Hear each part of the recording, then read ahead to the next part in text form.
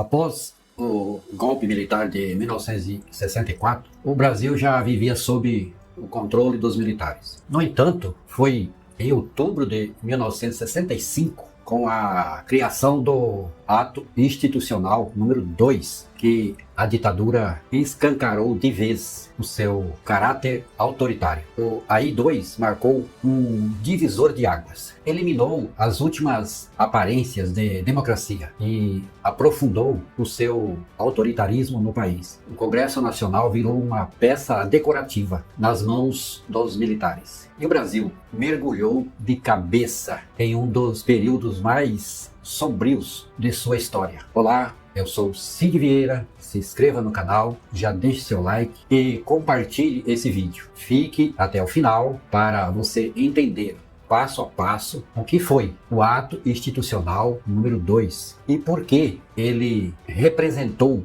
uma ferida profunda na democracia brasileira. Principais pontos. Mesmo após o golpe de 1964, o Brasil ainda mantinha alguns elementos de um sistema democrático. Existia eleições, partidos políticos e certa liberdade parlamentar. Mas tudo isso foi por um fio. O estopim para o AI-2 veio em 1965, quando políticos de oposição, como Juscelino Kubitschek, que era senador, e Leonel Brizola, se uniram contra o regime. Eles renunciaram coletivamente em protesto. Eles e outros denunciando o caráter autoritário do governo. E diante desse gesto de resistência, os militares decidiram reagir de forma dura. Era hora de eliminar qualquer possibilidade de oposição. Antes do AI-2, já havia o AI-1, que permitia já a cassação de mandatos e a suspensão de direitos políticos. Mas o AI-2 seria ainda mais brutal. Um dos pilares do AI-2 foi o fim do pluripartidarismo. O regime extinguiu todos os partidos políticos existentes e impôs um sistema bipartidário, artificial, é claro. Surgiram assim dois blocos controlados pelo governo: a Aliança Renovadora Nacional, chamada de Arena, que era o partido de sustentação do regime, e o Movimento Democrático Brasileiro, chamado de MDB, o mesmo que está aí hoje, que, embora fosse a oposição permitida, tinha seu pequeno espaço de atuação severamente controlado e limitado. Além disso, o AI-2 ampliou os poderes do presidente, que já era um absurdo. Ele passou a nomear governadores nos estados considerados estratégicos, minando a autonomia federativa. E os prefeitos das capitais também passaram a ser nomeados diretamente pelo presidente da República ou pelo governo federal, retirando dos cidadãos o direito de escolher seus líderes locais. Essas medidas centralizaram o poder político nas mãos do executivo federal, subordinando todas as instâncias de governo ao comando militar. Outra medida devastadora foi a suspensão definitiva do mandato de parlamentares considerados incompatíveis com o regime. Isso fez com que qualquer político identificado como ameaça ao governo pudesse ser cassado, sem direito à defesa ou apelação. Essa prática não apenas silenciou vozes dissidentes, mas também intimidou aqueles que ainda se arriscaram a criticar o regime e que antes haviam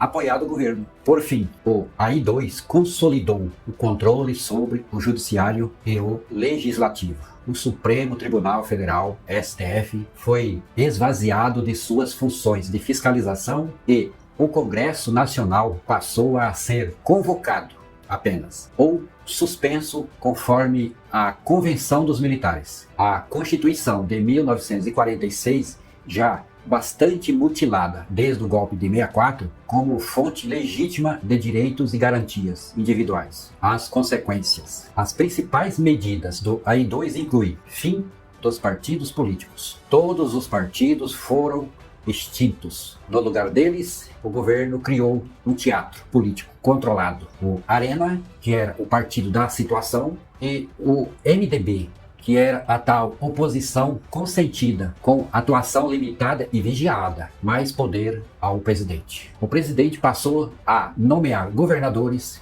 em estados estratégicos, indicar prefeitos das capitais para os governadores nomearem, controlar o Congresso como uma extensão do próprio governo. Era um sufocamento completo da democracia. A primeira consolidação do autoritarismo. O AI-2 selou o destino do Brasil como uma verdadeira ditadura plena. As mudanças impostas desmantelaram completamente as estruturas democráticas. Completamente. E instalaram um modelo de governo centralizado, onde o poder era exercido sem limitações ou contrapoderes. O regime militar declarou claramente que não haveria retorno à democracia no curto prazo. 2. O silenciamento da oposição política.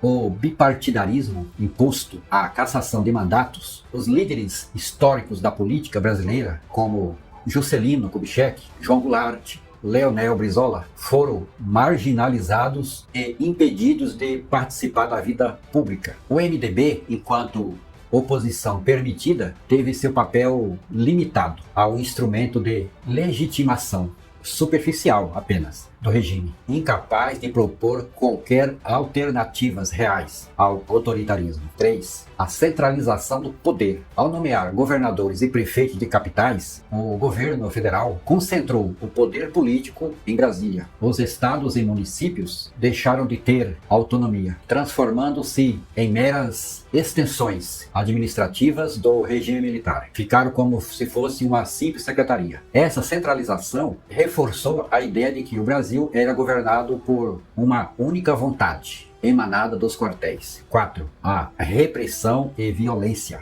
institucionalizada. O AI-2 pavimentou o caminho para a escalada repressiva, que caracterizaria os anos seguintes, com o judiciário e legislativo neutralizados. Completamente neutralizados. Os militares passaram a agir com total arbitrariedade. Prisões políticas desenfreadas, torturas, censura à imprensa e perseguição a intelectuais, artistas e sindicalistas. Envolveram-se em práticas sistemáticas. A violência institucionalizada contra os opositores do regime foi justificada como necessidade de preservar a ordem. 5. Desmoralização das instituições. O AI-2 deslegitimou completamente as instituições democráticas brasileiras. O Congresso Nacional, o Judiciário e os partidos políticos perderam sua função original de representar o povo e garantir o equilíbrio de poderes. Essas instituições foram transformadas em instrumentos de dominação, instaladas apenas para legitimar as decisões unilaterais do regime militar. 6. O impacto na sociedade civil. A sociedade brasileira foi afetada de tal forma e profundamente pelo AI-2. A perda dos direitos políticos e civis gerou um clima de medo e apatia. Muitos cidadãos optaram pelo silêncio diante das arbitrariedades do regime, enquanto outros buscaram formas clandestinas de resistência. A cultura política do país foi profundamente alterada, com consequências que se prolongaram por décadas após o fim da ditadura. 7. O ataque ao STF. O AI-2 também atingiu diretamente o Supremo Tribunal Federal. O número de ministros foi ampliado de 11 para 16 ministros, uma prática conhecida como embalagem judicial, para colocar aliados do regime dentro da corte e enfraquecer a independência do judiciário. Além disso, 3 ministros foram considerados inconvenientes, foram expulsos. São eles: Vitor Nunes Leal, Hermes Lima e Evandro Lins e Silva. Essa medida foi um recado claro do regime militar. Quem não se curvasse, cai. Frase impactante com o AI-2. Ser preso por motivo político no Brasil desapareceu do mapa. da justiça. O direito de habeas corpus, aquele que garante que ninguém pode ser preso arbitrariamente, foi simplesmente destruído. Na ditadura, prisão política era prisão perpétua, e sem ser específicas. As principais medidas do AI-2. Primeiro, foi a extinção de todos os partidos políticos existentes e foram divididos no lugar deles, os militares, impuseram um sistema bipartidário, o tal de Arena, que era o partido da situação aliado dos militares, e o MDB, única oposição permitida, porém limitada e controlada e vigiada. Era o fim do pluripartidarismo e da liberdade partidária no Brasil. Consequências do AI-2. O AI-2 abriu caminho para uma repressão ainda maior no Brasil. Entre os principais efeitos imediatos estão a censura à imprensa, a perseguição de opositores políticos, a restrição da liberdade de expressão, o aumento da repressão policial, ampliação dos atos institucionais posteriores, que viriam depois ainda mais duros. O Brasil caminhava cada vez mais rumo a uma ditadura escancarada e cruel. E como isso afetou a vida das pessoas comuns? O AI-1, o AI-2 não atingiu apenas políticos. A repressão chegou nas universidades, na imprensa, nos sindicatos e nas ruas. Era o início do sufocamento das liberdades. Eleições indiretas para presidente. A partir do AI-2, o povo perdeu o direito de eleger o presidente da República. As eleições passaram a ser feitas de forma indireta, ou seja, pelo Congresso Nacional, já completamente dominadas pelo regime militar. O AI-2 foi a estrada pavimentada que levou o Brasil direto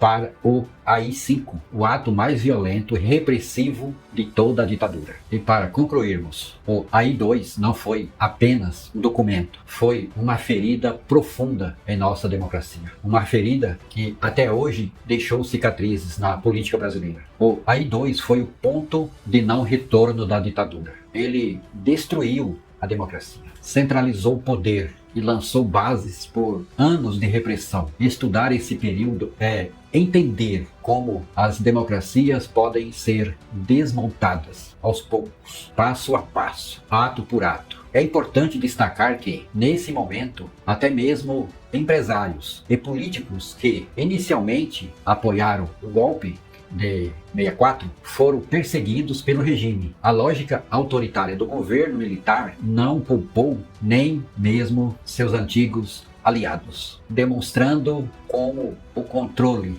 totalitário avançava sem limites. Essa perseguição ampliou ainda mais o clima de medo e de insegurança no país. No próximo vídeo, vamos mergulhar ainda mais no autoritarismo com o ato institucional número 3, que acabou de vez com as eleições diretas para governadores e ampliou ainda mais o controle do regime sobre o país. Fiquem conosco para você entender como a ditadura continua se consolidando. E se você gostou, se inscreva no canal, deixe o seu like, comente aqui embaixo. O Brasil aprendeu com os erros da ditadura? Será? Até o próximo vídeo e tchau!